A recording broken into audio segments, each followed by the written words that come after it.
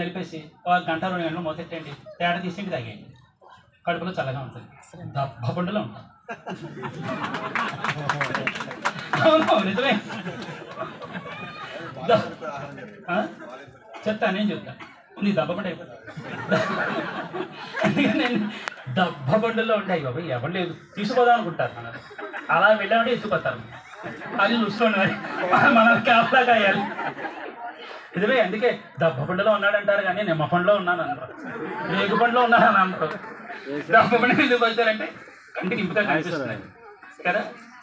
అందుకని ఏంటంటే దబ్బబండు లాంటి పిల్లలు కనాలి, దబ్బబండులో ఉన్నాడు వాళ్ళకేంటి అంటారు, దిష్టి మనకు తగ్గుతుంది, పెళ్ళి అయిందా లేదని చూడరు, తీసుకుపోతారు. అందుకే నేను చీకటి పట్టాక వచ్చాను.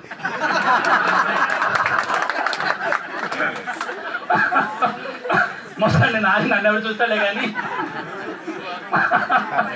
అంటే చెప్తున్నాను, భోజనాన్ని మనం అంత ఆస్వాదించుకుంటే తినచ్చు, తెలిసిందా. గంజితో సేమియా రైస్ అండి, గంజి పాయసం చేసేయండి, సేమియాలో సగ్గుబియ్యాలు అవన్నీ లేకపోయినా పర్వాలేదు, బెల్లముక్క వేసేస్తే బ్రహ్మాండం. ఇలా ఎన్నెన్నో చేసుకోవచ్చు, తెలిసిందా. బాలింతరాలకు సంబంధించినటువంటి ఆహారాలు ఇవన్నీ అక్కలింటి వెళ్ళి తినకండి, తెలిసిందా. కడుపుతో ఉన్న ఆడవాడు కానీ పిల్లలు పుట్టిన ఆడవాడు కానీ చెత్తాని తినకండి, సకాలంలో తినండి. పూర్వకాలం తరిపిదలన్నీ కూడా ఎందుకంటే వాళ్ళు బాగుంటే, తల్లి బాగుంటే బిడ్డలు బాగుంటారు, ఆడవారు బాగుంటే కుటుంబం అంతా చక్కగా నిర్వహించబడుతుంది, తెలిసిందా. అందుకని ఏంటంటే ఈ చక్కని ఆహారాలు, సకాలంలో తినగలిగేటటువంటి ఆహారాలు మెత్తగా తినాలి. కడుపుతో ఉన్న ఆడవాళ్ళు, కొంచెం అరుగుదల లేనటువంటి వాడు పెండాకుడుకుళ్ళగా మీరు బలబరాన్ని చండాలు ఏం తింటాం, మీకుల్లో కొన్ని ఎడచొక్క ఎక్కువ పోసి మెత్తగా ఉడుకు తినాలి. ఆవకాయ ఇస్తే ఎలా ఉంటుంది, మెత్తనల్లో అంత ఆవకాయ వేస్తుంది కలిపి నూనె నుంచి తెస్తుంటే బ్రహ్మాండంగా ఉంటుంది. ఇష్టమైన వాళ్ళు ఉల్లిపోయి కొనుక్కోండి, మడి కట్టుకుంటే తినకండి, నేనే తింటాను. అది ఒకటి వెన్నపూస, ఎర్రగా ఆవకాయ కలిపేసేసి ఓ వెన్నపూస అలా నాకే ఉంటే బ్రహ్మాండంగా ఉంటుంది. పేరు నెయ్యి లేదు, ఎర్రప్రాణం ఎందుకంటే ఇంకా పత్రం ఎదిగానంటే నాకు అక్కర్లేని గడ్డి ఇవన్నీ తినేవాళ్ళు. ఇవన్నీ మన పూర్వకాలం వంటలు కదా, ఇవన్నీ ఎక్కడి నుంచి వచ్చాయంటారు ఈ వంటలన్నీ? మన అమ్మమ్మలు నాయనమ్మలు ఇవన్నీ నేర్పించినటువంటి పిల్లలు. బీరకాయ తొక్క తినకూడదు, ఎందుకు తినకూడదు తొక్క? కాలం ఏమో అలా కాలం అలాగే ఉంది, మనమే బీరకాయ కారపొడి చేసి పెట్టేవారు బాలింతరాలకి, బీరకాయ బట్టలు చేసి పెట్టేవారు బచ్చం వాళ్ళకి.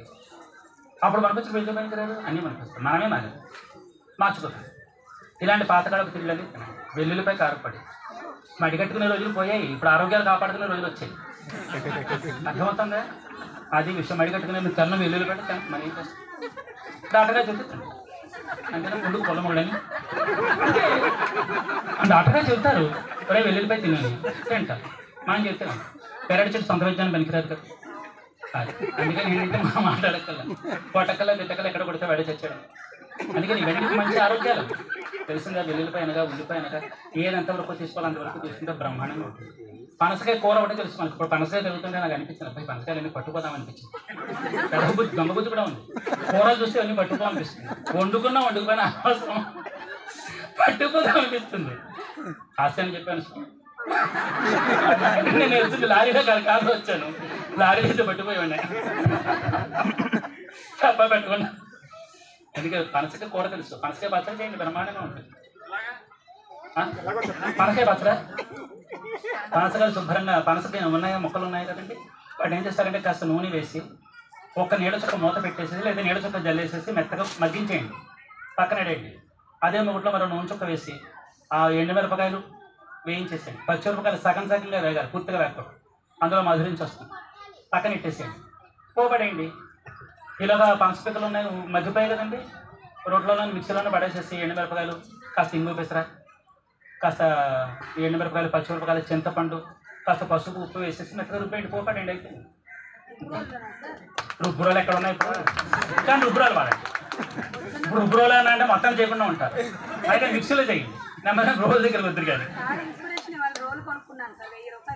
అయితే ముందు కడిగేయండి చెప్తాను, శుభ్రంగా కడిగి పోకలో రుబ్బి ఐసకంగా ఇప్పుడు చేసామన్నా అనుకోండి, ఇప్పుడు ఏం చేస్తుంది తెలిసిన వెంటనే వెళ్ళేది పని చేస్తుంది. ఆ రోలుకు ఉండేటటువంటి మట్టి అంటే అంటుకుని నన్ను తిట్టుకుంటుంది. అందుకని ముందు ఏంటంటే ఆ రోల్ని ఏం చేయాలంటే ముందు ధాన్యపు ఒక వేసి ధాన్యపు ఒక వేసి శుభ్రంగా బాగా రుబ్బాలి. మినప్పొట్టు ఉంటుంది కదా, మినప్పొట్టు అందులో వేసి రుబ్బాలి. ఒక వారం రోజులు దాన్ని తోగుతూనే ఉండాలి. అప్పుడు మనం ఏం చేయాలంటే కొంచెం బియ్యం నానబెట్టుకుని రుబ్బాలి.